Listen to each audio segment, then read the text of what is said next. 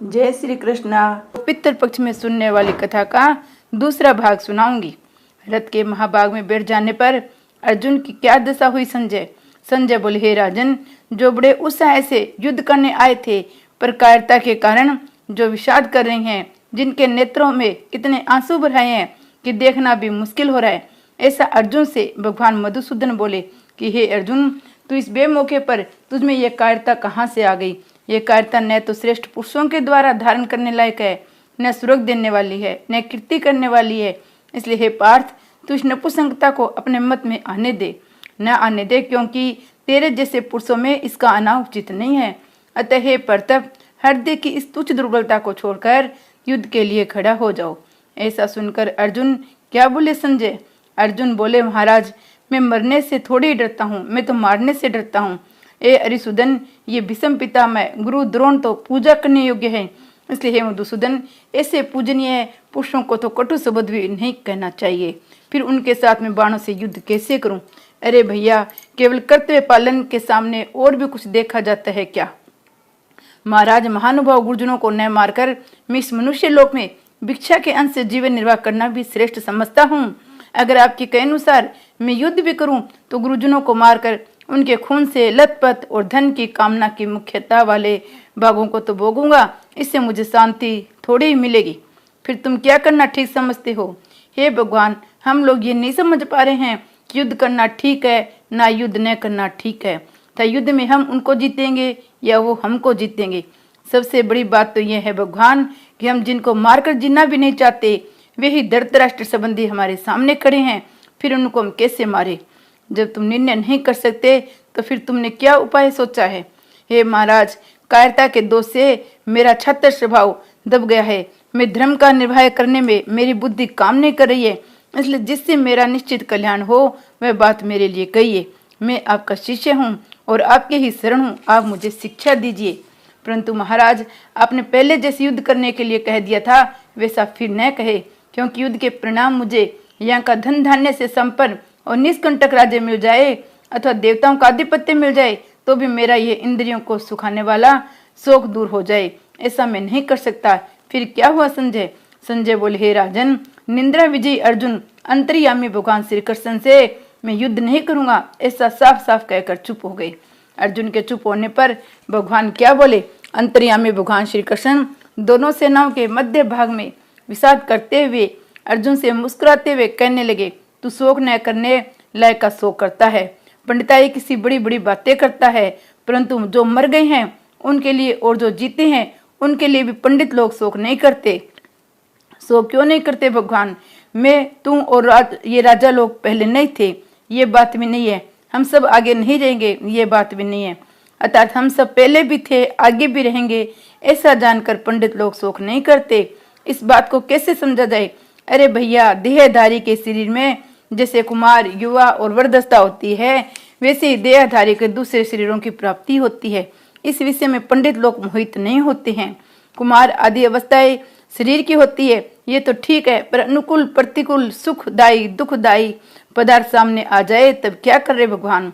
हे कुंती नंदन, इंद्रियों के जितने विषय जड़ पदार्थ है वे सभी अनुकूलता और प्रतिकूलता के द्वारा सुख और दुख देने वाले हैं, परंतु वे आने जाने वाले अनित्य ही है। इसलिए हे अर्जुन, उनको तुम सहन करो, अर्थात उनसे तुम निर्विकार करो।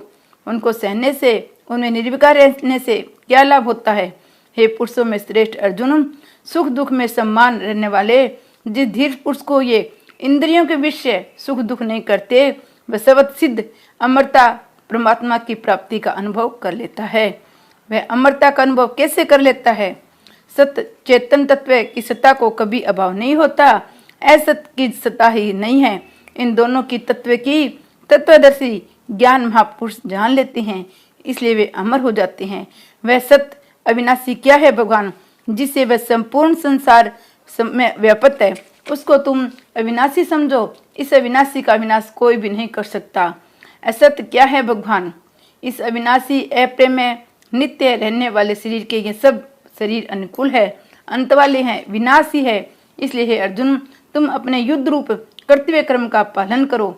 युद्ध में तो मरना मारना ही होता है, इसलिए अगर शरीर को मरने वाला माने तो क्यों जिस अविनाशी शरीर को शरीरों की तरह मरने वाला मानता है और जो इसको मारने वाला मानता है, वे दोनों ही ठीक नहीं जानते, क्योंकि न किसी को मारता है न वैसे मारा जाता है।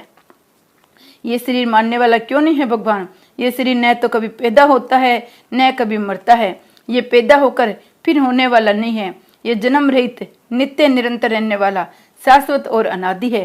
शरीर के मारे जाने पर भी ये नहीं मारा जाता है। ऐसा जानने से क्या होगा? हे पार्थ, जो मनुष्य इस शरीर की अविनाशी नित्य जन्म रहित अव्यय जानता है, वह कैसे किसी को मार सकता है और कैसे किसी को मरवा सकता है? तो फिर मरता कौन है भगवान? अरे भैया, शरीर मरता है।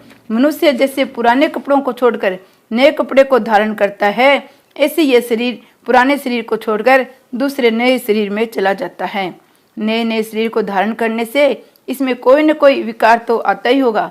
नहीं, इसमें कोई विकार नहीं आता, क्योंकि इस शरीर को शास्त्र काट नहीं सकते, अग्नि जला नहीं सकती, जल गीला नहीं कर सकता, वायु सुखा नहीं सकती। ये शास्त्र आदि से करता जलता गलता और सूखता क्यों नहीं? ये शरीर काटा भी नहीं जा सकता, जलाया भी नहीं जा सकता, गीला भी नहीं किया जा सकता, सुखाया भी नहीं जा सकता, क्योंकि नित्य रहने वाला सबसे परिपूर्ण स्तर संभाव वाला अचल एवं सनातन है। ये देवती इंद्रियों स्तर संभाव वाला अचल और सनातन है। ये देही इंद्रियों आदि का विषय नहीं है, अर्थात ये प्रत्यक्ष नहीं दिखता, ये अंतःकरण का विषय नहीं है, इसमें कोई विकार भी नहीं होता। इसलिए इस देह को ऐसा जानकर तुझे शोक नहीं करना चाहिए। इस शरीर को निर्विकार मानने पर तो शोक नहीं हो सकता, और इसे विकारी मानने पर तो शोक हो ही सकता है।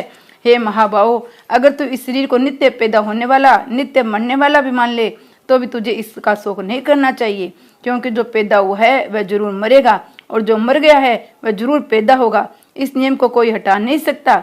अतः शरीर को लेकर तुझे शोक नहीं करना चाहिए। शरीर को लेकर शोक नहीं करना चाहिए, ये तो ठीक है, पर शरीर को लेकर तो शोक होता ही है भगवान। शरीर को लेकर भी शोक नहीं हो सकता, क्योंकि हे भारत, सभी प्राणी जन्म से पहले अप्रकट थे, मरने के बाद भी फिर अप्रकट हो जाएंगे, केवल बीच में ही प्रकट दिखते हैं। अतः इसमें शोक करने की बात ही कौन सी है? तो फिर शोक क्यों होता है? न जानने से। जानना कैसे हो? वह जानना अर्थात अनुभव करना इंद्रियां मन बुद्धि से नहीं होती है। इसलिए शरीर को देखना, कहना, सुनना सब आश्चर्य की तरह ही होता है। अतः इसको सुन करके कोई भी नहीं जान सकता, अर्थात इसका अनुभव तो शिव से ही होता है। तो फिर वह कैसा है? हे वर्तवंशी अर्जुन, सबके देह में रहने वाला ये देह ही नित्य ही अवध्य है। ऐसा जानकर तुझे किसी भी प्राणी के लिए शोक नहीं करना चाहिए। शोक दूर करने की तो आपने बहुत सी बातें बता दी, पर मुझे तो पाप का भय लग रहा है, वे कैसे दूर हो? अपने धर्म को देखकर भी तुझे भयभीत नहीं होना चाहिए, क्योंकि क्षत्रिय के लिए धर्म में युद्ध से बढ़कर दूसरा कोई कल्याणकारक कर्म नहीं है। तो क्या क्षत्रिय को युद्ध करते ही रहना चाहिए? नहीं भैया, जो युद्ध आपसे आप प्राप्त हो जाए, सामने हो जाए, वह युद्ध तो क्षत्रिय के लिए स्वर्ग जाने का खुला दरवाजा है। इसलिए हे पार्थ, ऐसा युद्ध जिन क्षत्रियों को प्राप्त होता है वे वास्तव में सुखी है। ऐसा आपसे आप प्राप्त युद्ध को मैं न करूं तो? अगर तो ऐसे धर्म में युद्ध को नहीं करेगा तो तेरे छात्र धर्म का तेरी कीर्ति का नाश होगा। तुझे कर्तव्य पालन न करने का पाप भी लगेगा। अब कीर्ति से क्या होगा? अरे भैया, तू युद्ध नहीं करेगा तो देवता मनुष्य आदि सभी तेरी बहुत दिनों तक रहने वाली अपकीर्ति का कथन करेंगे। वह अपकीर्ति आदरणीय सम्माननीय मनुष्य के लिए मृत्यु से बढ़कर दुखदायी होती है। और क्या होगा भगवान? जिन विषम द्रोणाचार्य और महारथियों की दृष्टि में तू श्रेष्ठ माना गया, उनकी दृष्टि में तू तुच्छता से को प्राप्त हो जाएगा। वे महारथी लोग तुझे मरने के भय के कारण युद्ध से उपरंत हुआ मानेंगे। क्या मैं यह सहन नहीं कर सकता भगवान? नहीं, तू यह सहन नहीं सकता, क्योंकि तेरे शत्रुओं को वेर भाव निकालने का मौका मिल जाएगा। वे तेरी सामर्थ्य की निंदा करते हुए तुझे न कहने लायक बहुत से वचन कहेंगे। उससे बढ़कर और दुख क्या होगा? और अगर मैं युद्ध करूं तो? युद्ध करते हुए अगर तू मारा जाएगा तो तुझे स्वर्ग मिल जाएगा। अगर युद्ध में तू जीत जाएगा तो तुझे पृथ्वी का राजा मिल जाएगा। अतः हे कुंती नंदन, तू युद्ध का निश्चय करके निश्चित ही खड़े हो जा। क्या युद्ध से पाप मुझे नहीं लगेगा भगवान? नहीं, पाप तो स्वार्थ बुद्धि से ही होता है। अतः तू जय पराजय लाभ हानि सुख दुख में समबुद्धि रहकर युद्ध कर। इस प्रकार युद्ध करने से तुझे पाप नहीं लगेगा। जिस समबुद्धि से कर्म करते जरा भी पाप नहीं लगता, उसकी क्या विशेषता है भगवान? इस समबुद्धि का बात मैंने पहले सांख्य योग में कह दी। अब तो इसका कर्मयोग के विषय में सुन। इस समबुद्धि से युक्त हुआ तो संपूर्ण कर्मों को बंधन से छूट जाएगा। इस समबुद्धि के आरंभ मात्र का भी नाश नहीं होता, इसके अनुष्ठान का कभी उल्टा फल नहीं होता। इसका थोड़ा सा भी अनुष्ठान जन्म मरण रूप महान भय से रक्षा कर लेता है। जिस समबुद्धि की आपने इतनी महिमा गाई है, उसकी प्राप्ति करने का उपाय क्या है? इस समबुद्धि की प्राप्ति के विषय में व्यवसायिकता परमात्मा की प्राप्ति निश्चय वाली बुद्धि एक ही होती है, परंतु जिनका परमात्मा प्राप्ति का एक निश्चय नहीं है, ऐसे मनुष्य की बुद्धियां अनंत और बहुशाखाओं वाली होती है। उन परमात्मा प्राप्ति का एक निश्चय क्यों नहीं होता जो कामनाओं में तन्मय हो रहे हैं, स्वर्ग को ही श्रेष्ठ मानने वाले हैं, वेदों में कहे वैसे काम कर्म में ही प्रीति रखने वाले हैं तथा भोगों के सिवाय और कुछ है ही नहीं ऐसा कहने वाले हैं। वे बेसमझ मनुष्य इस पुष्पित वाणी को कहा करते हैं जो कि जन्म रूप कर्म फल को देने वाली है तथा भोग ऐश्वर्य की प्राप्ति के लिए बहुत सी क्रियाओं का वर्णन करने वाली है। भोगों का वर्णन करने वाले पुष्पित वाणी से जिनका चित्त हर लिया गया है, अर्थात भोगों की तरफ खींच गया है, जो भोग और ऐश्वर्य में अत्यंत आसक्त है, उन मनुष्य की परमात्मा में एक निश्चय वाली बुद्धि नहीं हो सकती। भोग और ऐश्वर्य की आसक्ति से बचने के लिए मुझे क्या करना चाहिए भगवान? वेद तीनों गुणों के कार्य संसार का वर्णन करने वाले हैं, इसलिए हे अर्जुन, तू वेदों में कहे हुए क्षय काम कर्मों में रहित हो जा, राग द्वेष आदि द्वंद्वों से रहित हो जा, नित्य निरंतर रहने वाले परमात्मा तत्व में स्थित हो जा। तू अप्राप्त वस्तु की प्राप्ति और प्राप्त वस्तु की रक्षा की भी चिंता मत कर, केवल परमात्मा के प्राण हो जा, अर्थात एक परमात्मा प्राप्ति का ही लक्ष्य रख।